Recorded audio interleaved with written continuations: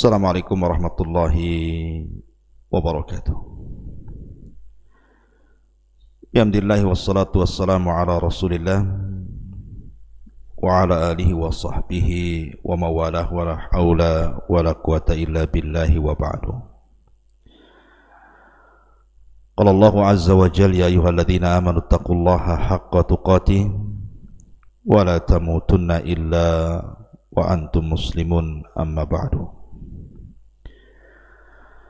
Ma'asyiral muslimin yang dimuliakan Allah Subhanahu wa taala, pembahasan di pagi hari ini kita akan membahas kemana tempat kembali bayi-bayi orang kafir ataupun musyrik ketika mereka diwafatkan. Apakah bayi-bayi orang-orang kafir dan musyrik ini Allah masukkan ke surga atau mengikuti nasib ayahnya dimasukkan ke neraka? Inilah yang kita akan bahas, di mana nasib anak-anak bayi itu di akhirat. Ma'asyiral muslimin yang dimuliakan Allah Subhanahu wa taala, ketika Nabi sallallahu alaihi wasallam dimi'rajkan Allah Subhanahu wa taala dari hadis Samurah radhiyallahu anhu, kita tahu Nabi sallallahu alaihi wasallam berjumpa dengan banyak para nabi. Nabi sallallahu alaihi wasallam berjumpa dengan Adam. Kemudian Nabi sallallahu alaihi wasallam berjumpa dengan Nabi Allah Yahya dan juga Isa. Kemudian Nabi berjumpa dengan Nabi Allah Idris. Kemudian berjumpa dengan Harun, dengan Musa. Kemudian juga berjumpa dengan Nabi Ibrahim alaihi salatu wassalam. Lah ketika berjumpa dengan Nabi Allah Ibrahim, dan dia nabi yang paling mirip dengan Nabi sallallahu alaihi wasallam, maka Nabi sallallahu alaihi wasallam dijelaskan dalam hadis Samurah, ra'a ma'a Ibrahim alaihi salam auladal muslimin wa auladal musyrikin. Ya, Nabi SAW melihat bersama Ibrahim itu di sekelilingnya ada anak-anak kecil dari anak-anak orang-orang Islam yang mati sebelum balik dan anak-anak orang-orang musyrik yang mati sebelum balik.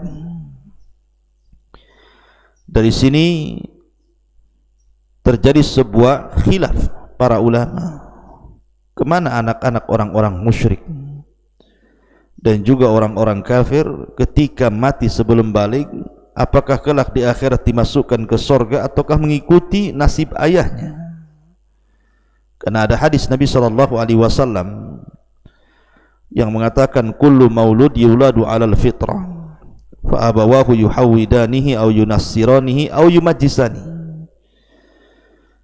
Bayi yang terlahir itu terlahir fitrah, bapaknya yang menjadikan dia Yahudi ataupun Majusi ataupun Nasrani. Ma'asyiral muslimin yang dimuliakan Allah Azza wa Jalla, pendapat yang pertama adalah bicara tentang atfalul muslimin dulu, anak-anak orang Islam yang meninggal sebelum balik. Ibnu Katsir rahimahullahu taala mengatakan bahwa fa amma wildanul mu'minin fala khilafa bainal ulama'i kama hakahul qadi Abu Ya'la ibn al-Farra al-Hambali anil imami Ahmad annahu qala la yakhtalifu fihim annahu min ahlil jannah. Kata Ibnu Katsir mengatakan, adapun anak-anak orang-orang yang beriman tidak ada khilaf di antara ulama, sebagaimana dinukilkan Abu Ya'la qadi Ibn al-Farra al-Hambali dari Imam Ahmad, di mana Imam Ahmad mengatakan tidak ada perselisihan di antara ahli ilmi, maksudnya para ulama, bahwa anak-anak ini masuk surga. La ikhtilafa fihim, dalam riwayat tidak ada ikhtilaf kata Imam Ahmad tentang kedudukan mereka. Bahkan Imam Nawawi juga mengomentari, ajma'a man yu'tad bihi min ulama'il muslimin ala anna man mata min atfalil muslimina fahuwa min ahlil jannah li'annahu laysa mukallafa. sepakat dari ulama yang diperhitungkan dari ulama-ulama kaum muslimin tentang pendapat bahwa siapapun yang meninggal dari anak-anak kaum muslimin maka dia termasuk ahlil jannah, karena memang belum mukallaf, belum dibebani syariat. Itu disebutkan dalam Syarah Muslim. Kemudian Al-Qurtubi mengatakan inna qaula annahum fil jannah huwa qaulul aktsar, dan perkataan bahwa mereka anak-anak kecil itu di sorga, maksudnya anak kecil kaum muslimin, adalah pendapat jumhur mayoritas para ulama. Ma'asyiral muslimin yang dimuliakan Allah Azza wa Jalla, pembahasan yang kedua ini yang kita akan bahas. Lalu anak-anak orang-orang kafir, anak-anak orang-orang musyrik, kemana kembali mereka? Pendapat yang pertama, mereka sama dengan orang Islam. Anak-anak orang Islam masuk surga, mereka juga masuk surga. Alasannya karena belum ada dosa. Ada juga yang mengatakan mereka diletakkan di A'raf, tempat di antara surga dan neraka, walaupun terakhir mereka akan dimasukkan ke dalam surga. Dan ini sebagaimana yang dinukilkan oleh Ibnu Abdul Bar dalam kitabnya At-Tamhid. Dalilnya hadis Samurah tadi, seperti yang dikisahkan bahwa Rasul berjumpa dengan Jibril, Nabi SAW berjumpa dengan Ibrahim, kemudian di sekeliling Ibrahim itu ada anak-anak kaum muslimin dan juga ada anak-anak orang-orang musyrik. Artinya mereka masuk surga. Ma'asyiral muslimin yang dimuliakan Allah Azza wa Jalla. Kemudian pendapat yang kedua, bahwa mereka mengikuti ayahnya, mengikuti ibunya, mengikuti orang tuanya. Kalau orang tuanya masuk neraka, mereka masuk neraka. Kalau orang tuanya masuk surga, mereka masuk surga. Dan ini yang dinisbatkan kepada Qadi Abu Ya'la, sebagaimana yang disebutkan dalam kitab Hasyiah Ibnul Qayyim terhadap Sunan Abi Dawud. Dalilnya adalah hadis Salamah ibn Qais al-Ashja'i. Dia mengatakan, ataitu ana wa akhi an-nabiy sallallahu alaihi wasallam. Aku pernah mendatangi Nabi, aku dan saudariku dan saudaraku. Fakulna, kemudian kami katakan, inna ummana matat fil jahiliyah. Rasul, ibu kami meninggal di zaman jahiliyah, dan ibu kami ini tuqri'ul dhaifa, suka menghormati tetangga, wa talsilur rahim, suka menyambung silaturahim, wa annaha wa'dat ukhtan lana fil jahiliyah. Tapi sayang dia pernah menguburkan anak perempuan yang merupakan saudara kami di zaman jahiliyah, dan anak itu lam tablughul hanas, tidak sampai balik, dia sudah mati dikubur hidup-hidup. Maka Rasul mengatakan, al-wa'idatu wal mau'udatu finnar illa an tudrikal wa'idatal islam fataslam. Maka orang yang membunuh bayi itu, dan bayi itu di neraka, kecuali bayi itu hidup dan menemui Islam dan dia masuk Islam. Nah, hadis ini dihasankan oleh Al-Hafidz Ibnu Katsir dalam tafsirnya. Kemudian juga diterima oleh Ibnu Abdul Bar dalam kitab At-Tamhid. Dan ada hadis-hadis yang menguatnya, tapi sebagiannya dhaif. Artinya dari sini berpendapat mereka tetap masuk neraka. Kemudian yang ketiga, tawakuf. Tidak mengatakan mereka di surga, tidak pula mengatakan di neraka. Dan ini pendapat Hamad ibn Zaid, Hamad ibn Salamah, Ibnul Mubarak, Ishaq ibn Rahawi. Kemudian mengambil dalil dari Abdullah ibn Abbas ketika ditanya tentang orang-orang, anak-anak orang-orang musyrik.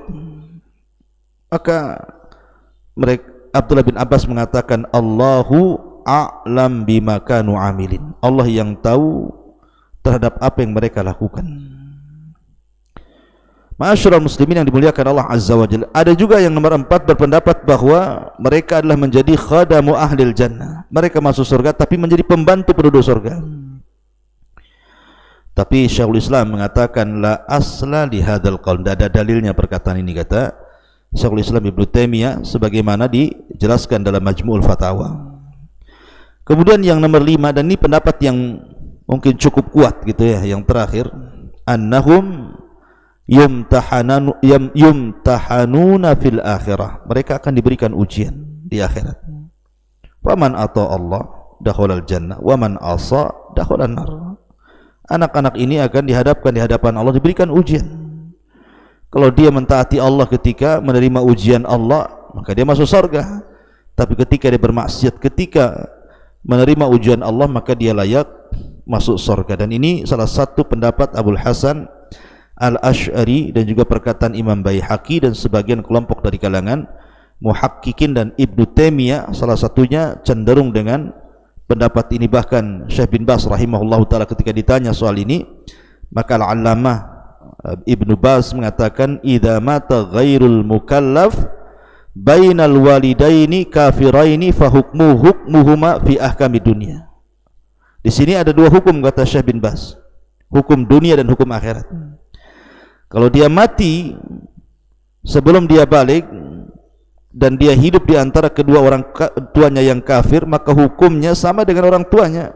Artinya tidak dimandikan, tidak disolatkan, tidak dikuburkan di kuburan kaum muslimin. Adapun di akhirat, kata Syekh bin Baz, wa qad sahha an Rasulillah sallallahu alaihi wasallam annahu lamma su'ila an auladil musyrikin, dan sungguh telah sahih dari Nabi sallallahu alaihi wasallam ketika ditanya tentang anak-anak orang musyrik, maka Rasul mengatakan, Allahu a'lam bima kanu amilin. Allah yang lebih tahu tentang perbuatan mereka.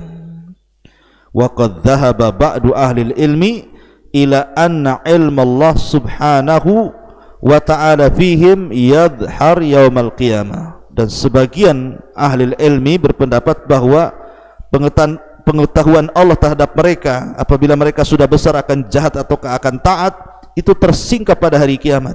Wa annahum yumtahanuna kama yumtahanu ahlul fatrah, dan mereka akan diuji sebagaimana ahlul fatrah, kelompok yang hidup di antara zaman Nabi. Artinya Nabi yang dulu sudah enggak ada, Nabi yang akan datang belum muncul, maka disebut ahlul fatrah. Maka mereka akan diuji. Kalau mereka lulus dengan mentaati Allah, mereka masuk surga.